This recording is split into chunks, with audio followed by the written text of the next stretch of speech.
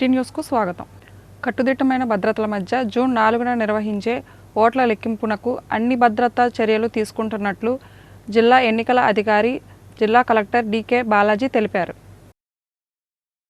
Collectorate ఎన్నికల media సెంటర్లో ఏర్పాటు చేసిన మీడియా సమావేశంలో జిల్లా కలెక్టర్ ఎస్పీ పాల్గొని ఓట్ల లెక్కింపు ఏర్పాట్లు వివరించారు. జిల్లా కలెక్టర్ మాట్లాడుతూ జూన్ 4వ తేదీన ఉదయం 8 గంటలకు పోస్టల్ బ్యాలెట్ లెక్కింపులతో ఓట్ల లెక్కింపు ప్రక్రియ ప్రారంభమవుతుందని అన్నారు. జిల్లాలో మచిలీపట్నం పార్లమెంటు, 7 అసెంబ్లీ నియోజకవర్గాల ఓట్ల లెక్కింపుకు 14 కౌంటింగ్ టేబుల్స్ చొప్పున ఏర్పాటు చేసినట్లు తెలిపారు. ఓట్ల లెక్కింపు సిబ్బందిని నియమించి ఇప్పటికే మొదటి విడత శిక్షణ ఇచ్చినట్లు, జూన్ 2వ తేదీ రెండో విడత శిక్షణ ఇవ్వనున్నట్లు తెలిపారు. ఓట్ల లెక్కింపు కేంద్రంలోనికి మొబైల్స్ అనుమతించమని, మొబైల్ డిపాజిట్ కేంద్రంలో మొబైల్స్ ఉంచవలసి ఉంటుందని అన్నారు.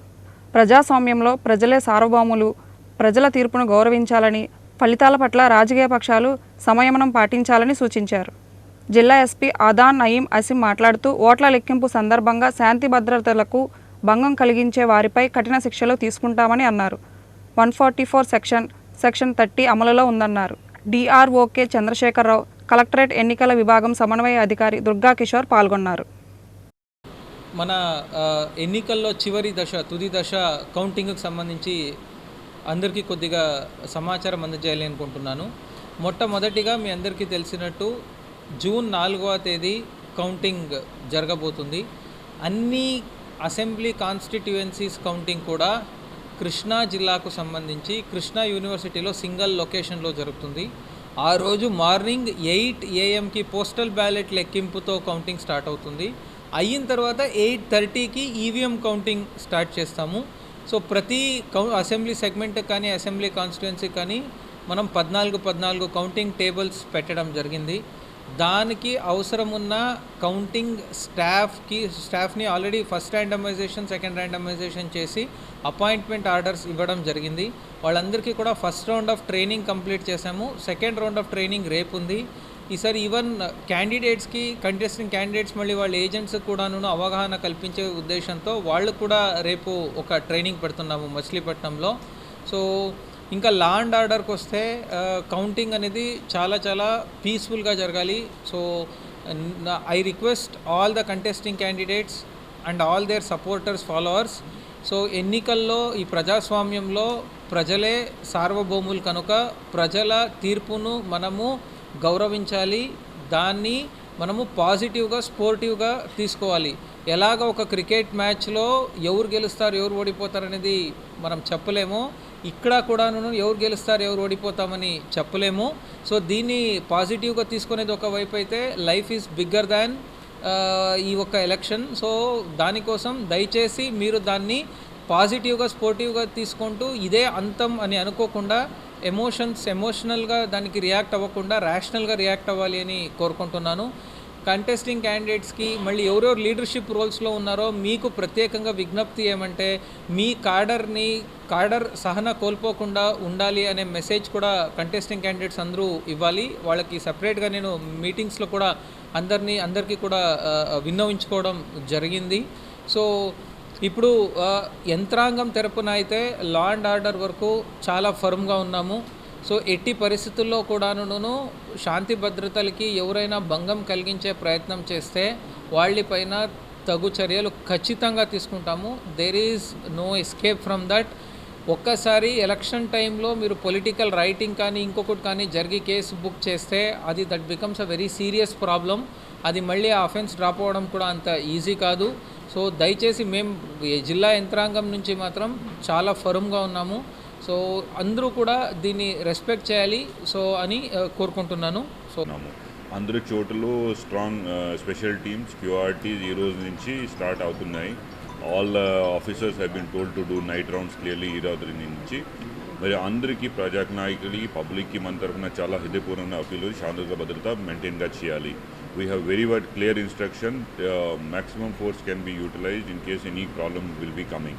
ఇప్పుడు చూస్తే చిన్న విషయంలో నార్మల్గా టైంలో చూస్తే they are small issues, but ఈ టైంకి మాట జరిగితే it can lead to political wars or other caste or communal issues. దానికోసం మన అందరికీ హృదయపూర్వక అప్పీల్, ఎనీ ప్రాబ్లం వచ్చేస్తే ఇమీడియట్లీ అథారిటీస్కు చెప్పాలి. కలెక్టర్ గారికి మనకి ఎనీ ఇష్యూ ఉంటే there is no big issue. Last time కూడా పోలింగ్ డే ఇష్యూ కూడా కలెక్టర్ గారు నేను అందరూ కాల్ అటెండ్ చేసి we have resolved all issues. ఈరోజు కూడా చిన్న విషయం ఉంటుంది, పోస్టల్ బ్యాలెట్లో టీక్ సరిగా ఉందా, సైన్ ఉందా లేదా, అందరూ విషయం ఉన్నాయి.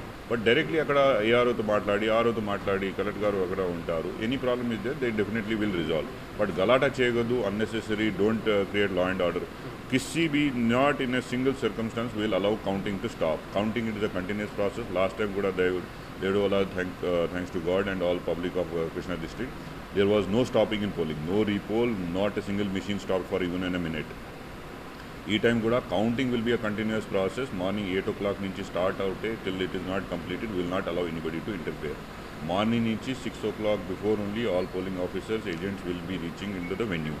7 వరకు all political agents will. Everybody will be checked, thoroughly frisked. Vehicles have to be neatly kept in parking. Mobile phones, in not circumstance will be allowed.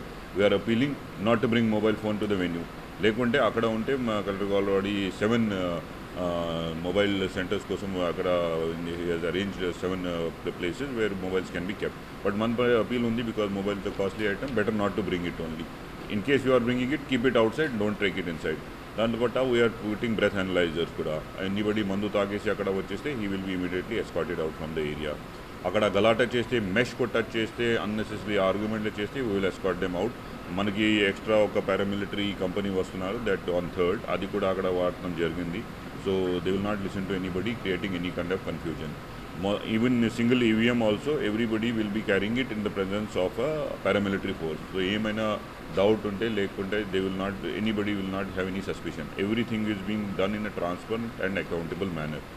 Anybody is available there, polling agents have been continuously checking the arrangements being made by the district administration and police. We are making sure everything goes on peacefully. Media మిత్రులకు కూడా మన appeal ఉంది, parking place అక్కడ designated ఉన్నాయి, all the passes వాళ్ళు only they should come over there. Remaining other fellows may not come over there, they can follow it up. Krishna విశ్వవిద్యాలయంలో జరిగే ఓట్ల లెక్కింపు కార్యక్రమంలో 1900 మంది పోలీస్ బందోబస్తులను ఏర్పాటు చేస్తున్నట్లు జిల్లా ఎస్పీ ఆదా నయీం అసీం తెలిపారు.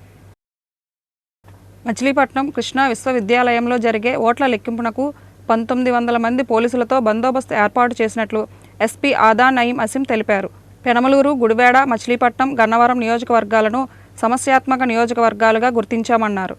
ఎన్నికల ఫలితాల తర్వాత జిల్లాలో 133 గ్రామాల్లో గొడవలు జరిగే అవకాశం ఉందని గుర్తించి ఆ గ్రామాల్లో పోలీస్ పికెట్ ఏర్పాటు చేశారు.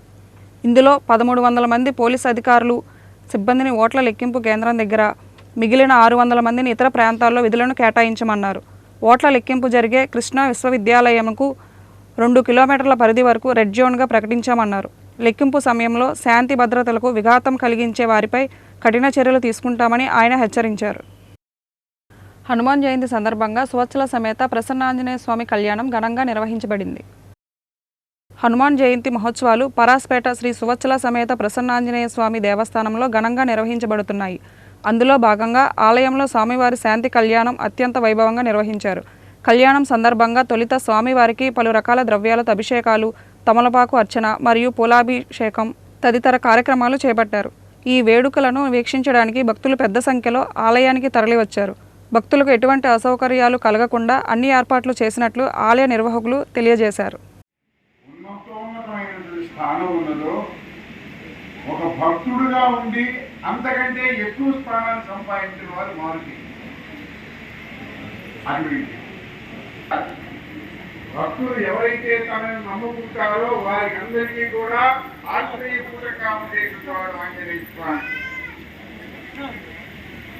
నిజంగా తెలియదు కానీ ఈ మధ్య కాస్త ఒక 5-6 సంవత్సరాలుగా తిరుగుతూ ఉంటే భారతదేశంలో, మన దక్షిణ భారతదేశంలో కంటే ఉత్తర భారతదేశంలో ఆంజనేయులండి. యథార్థం చెప్తున్నా, నేను వెంకటేశ్వర స్వామి భక్తుడిని. నా నిరంతరం కూడా అక్కడే నాకు కాలం గడిచిపోతూ ఉంటుంది. అక్కడ కొంచెం బాలాజీ అంటారు ఆ ఒక్క పేరు, కానీ హనుమంతుడి గురించి మాత్రం పూర్తి సకల అర్థ కోటి దాయకుడైనటువంటి శ్రీ మహావిష్ణువు యొక్క స్వరూపాన్ని మనం ధ్యానం చేసినట్టే. అలాంటి రామనామాన్ని జపించేవాడు పరమేశ్వరుడు. ఆ పరమేశ్వరుని యొక్క అంశగా జన్మించిన వాడు మారుతి.